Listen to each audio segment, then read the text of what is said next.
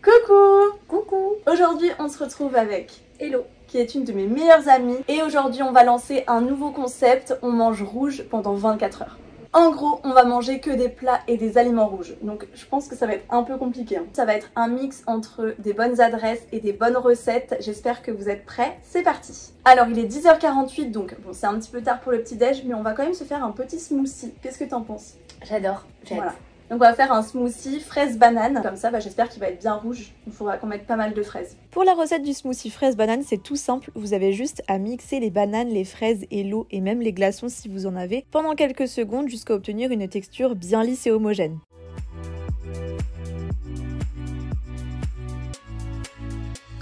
Versez donc vos smoothies dans vos verres.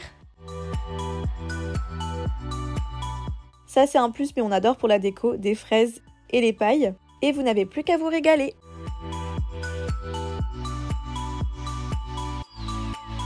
Voici le smoothie fraise-banane, j'espère vraiment que ça va te plaire. Tiens. En vrai c'est bon. Ouais. Je trouve qu'on sent autant la fraise que la banane. Bah oui c'est surprenant parce que on sent la banane qui est assez forte mais en même temps on sent la fraîcheur de la fraise.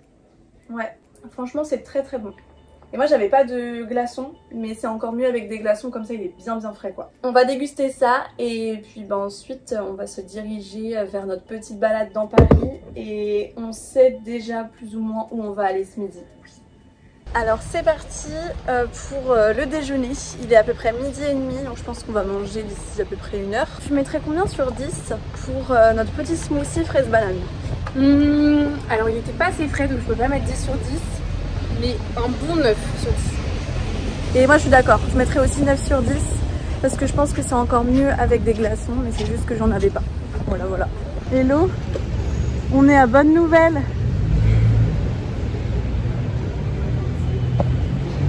C'est une bonne nouvelle, tu trouves pas? C'est nul comme blague. Notez ma blague sur 10, dites-moi qu'elle est bien. Appréciez-la à sa juste valeur. C'est un quartier qui est très sympa, moi j'aime beaucoup.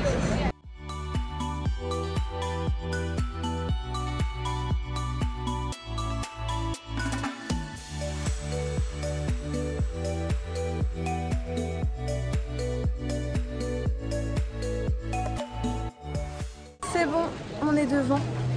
Donc on va aller manger un petit italien.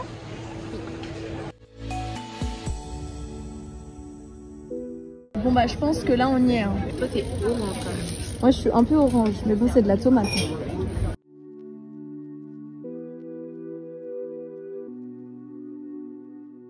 C'est bon. C'est très bon. C'est très bon. Alors goûtons. Je vais goûter avec un peu de fromage. Ah c'est bon. Ah, c'est délicieux. Franchement miam. Alors goûtons la pinza.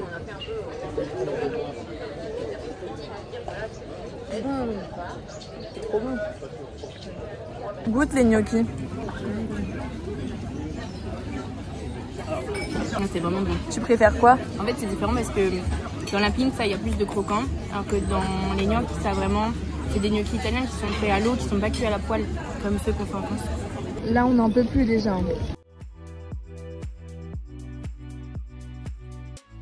Mi-cuit au chocolat avec des fruits rouges. Est-ce que c'est fondant dedans? Je vais goûter.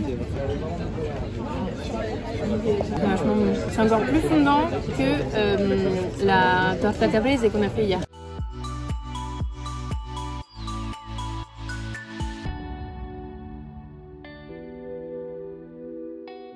C'est bon? C'est super bon. Alors on a bien mangé chez Liberto. Donc là on est posé au jardin du Palais Royal.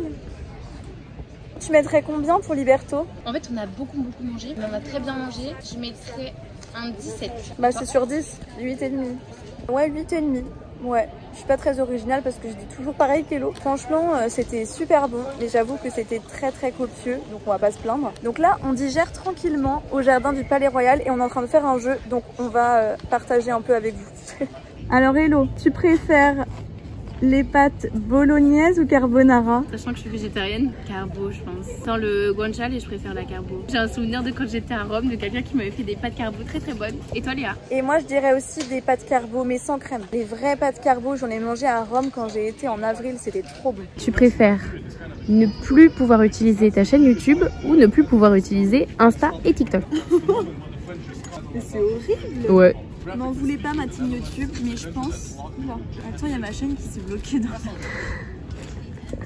Alors, à contre-cœur, je dirais fermer ma chaîne YouTube, m'en voulez pas, s'il vous plaît. J'ai pas posté sur YouTube pendant un bon moment parce que j'étais en train de développer les autres réseaux, donc notamment Insta et TikTok. Et maintenant, je fais beaucoup de live sur TikTok, j'en fais toutes les semaines, plusieurs fois par semaine. Je poste tous les jours sur TikTok presque. Et j'ai l'impression qu'avec le temps, même si YouTube c'est là où j'ai la plus grosse communauté, avec le temps, ouais, je trouve ça c'est assez essoufflé. Après, c'est vraiment à contre-cœur parce que bah, forcément, j'aime trop faire des vidéos YouTube et là, j'ai vraiment envie de reprendre à fond, mais voilà. Hello, tu préfères Cyril Lignac ou Cédric Grolet? Je pense que je préfère Cyril Lignac. Parce que je le connais plus. Et toi? Moi, je pense que je préfère Cyril Lignac aussi. Déjà, il est beaucoup plus médiatisé, je trouve. Je parle notamment à la télé et tout. Cyril Lignac, il est beaucoup plus médiatisé. Et le fait qu'il propose ses recettes, notamment sur M6, etc., et qu'on le voit assez régulièrement, bah, toujours sur M6, et ben ça le rend beaucoup plus accessible. Et ses recettes sont assez faciles à reproduire parce que j'en ai reproduit quand même pas mal. Et aussi, j'ai jamais goûté aucun gâteau de chez Cédric Grolet. Léa, est-ce que tu préfères cuisiner sans aucun ustensile, c'est-à-dire sans fouet, sans robot, etc.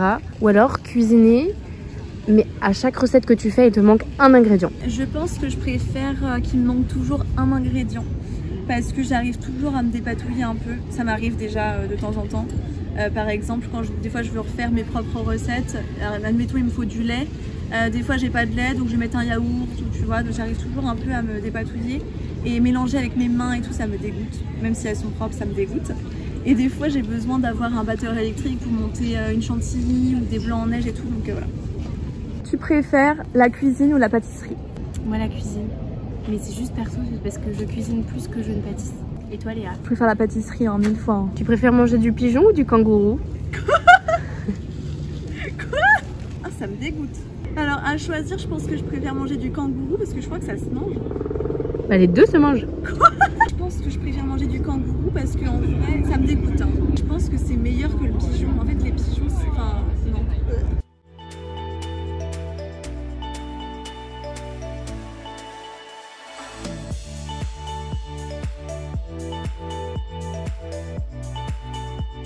Alors là, on va aller boire un verre parce que c'est pas tout, mais il fait très chaud. Donc il va falloir trouver un verre rouge. Hein. Est-ce que tu vas réussir? Bien sûr. On croit en toi. Hein. On a respecté en vrai. Hein. Voilà. On a pris un section de bus. Pour combien tu manges ta paille? Pour 4. 1, 2, 3, 3.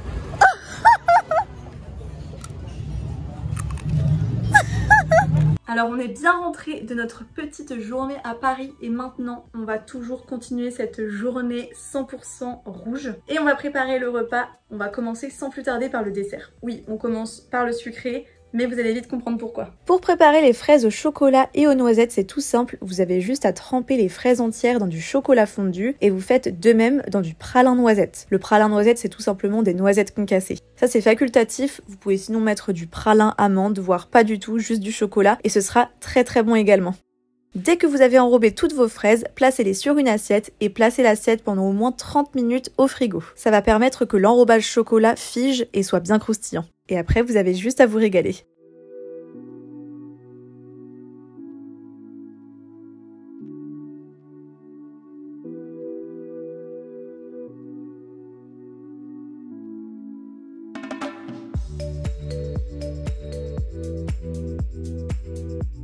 Bon, on a complètement oublié de montrer, mais on s'est fait une petite tartine de tomates et d'oignons en entrée / apéro. Et de ce soir, on va rouler. Pour préparer la tarte au poivron, commencez par couper 3 poivrons en lamelles. Personnellement, j'en ai pris 2 rouges et un jaune. Vous prenez la couleur que vous voulez.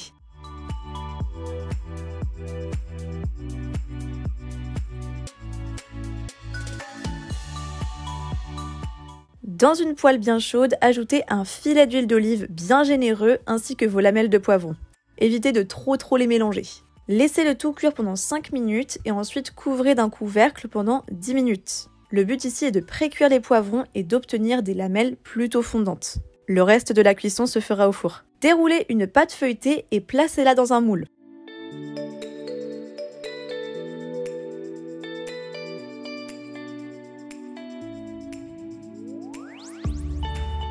Étalez une couche généreuse de pesto rosso aux tomates séchées.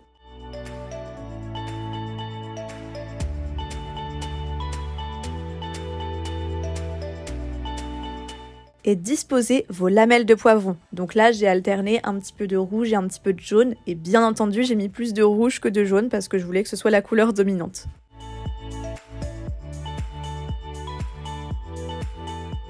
Et voilà ce qu'on obtient, enfourné pendant 45 minutes à 180 degrés et vous devez obtenir une jolie tarte bien dorée.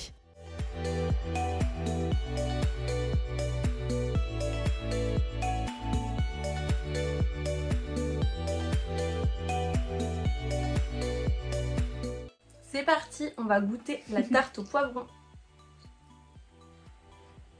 C'est chaud. C'est trop bon.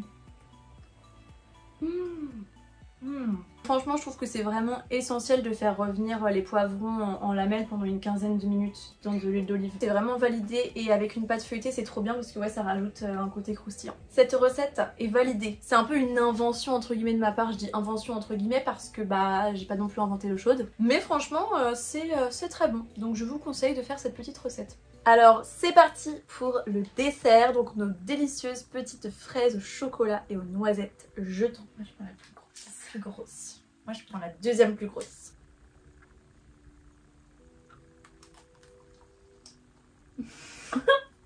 Les 3 trucs que je préfère au monde. Ensemble. Ah ouais? Avec des tomates et du vin blanc. Mais ça va pas très bien ensemble.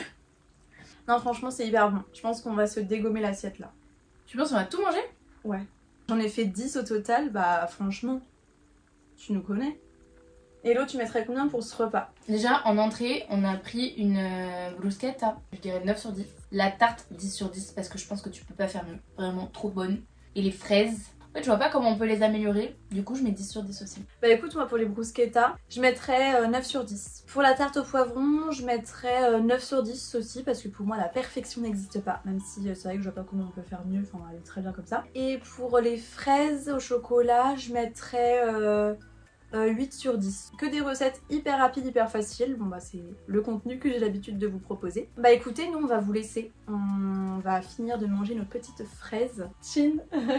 Chin. Bon, j'espère vraiment que cette vidéo vous a plu. N'hésitez pas à nous le dire dans les commentaires. J'ai trouvé que c'était marrant et ça nous a permis de nous creuser la tête sur quoi manger. J'espère que ça vous a plu encore une fois. N'hésitez pas à vous abonner à ma chaîne YouTube, juste en bas, à liker la vidéo, à me laisser un commentaire et à venir vous abonner à tous mes réseaux sociaux. Tout est répertorié dans la barre d'infos. Et en attendant une prochaine vidéo, je vous fais de gros bisous. Bisous.